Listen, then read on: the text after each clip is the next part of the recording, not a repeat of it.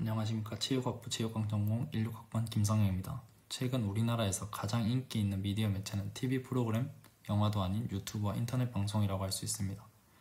유튜브는 미취학 아동부터 노년층까지 나이를 불문하고 가장 큰 인기를 얻고 있는데, 그 이유 중 하나는 스마트폰이 보편화된 현대사회에서 가장 접근하기 쉽기 때문입니다. 허나 이렇게 유튜브의 인기가 상승하면서 야기되는 문제점도 많은 것이 사실인데요. 우선 첫 번째로 유명 인터넷 방송 BJ, 스트리머, 그리고 유튜버들의 뒷광고 문제입니다. 뒷광고란 소비자에게 광고가 아니라고 거짓말을 하며 광고를 하는 부정행위를 뜻하는 신조어입니다. 대표적인 뒷광고 사례로는 인기 유튜버인 보겸을 들 수 있습니다. 보겸은 치킨 브랜드 60개 치킨의 광고 사실을 알리지 않은 채 치킨을 먹는 방송, 소위 먹방을 진행하였고, 광고임에도 불구하고 시청자의 추천을 받아서 먹는 듯한 인위적인 연출을 하였습니다. 이후 생방송이 끝날 때까지 광고라는 언급을 하지 않았으며, 이후 업로드된 유튜브 영상에서는 마지막 아우트로에만 유료 광고 포함이라는 문구를 5초간 포함한 것이 전부였고, 이후 60개 치킨 점주들의 폭로가 이루어지며 60개 치킨을 제외한 여러 브랜드들의 뒷광고까지 밝혀지며 자숙이 들어갔습니다.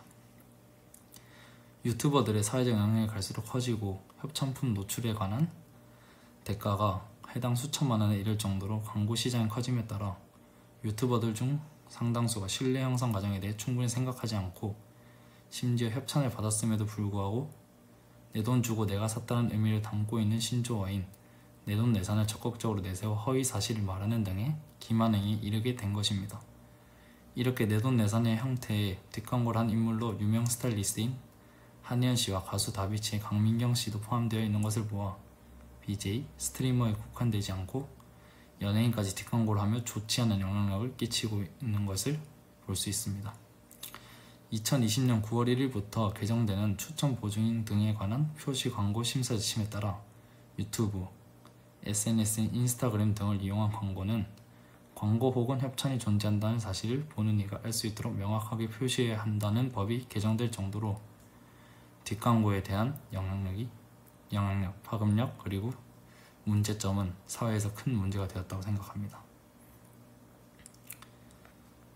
그 다음으로 유튜브와 인터넷 방송에 존재하는 자극적인 컨텐츠에 대한 논란입니다.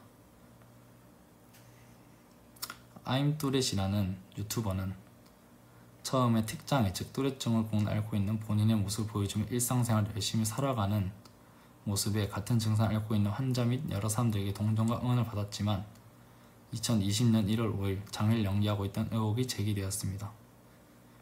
의혹이 제기된 부분은 주로 자기성과 자해에 대한 행동입니다.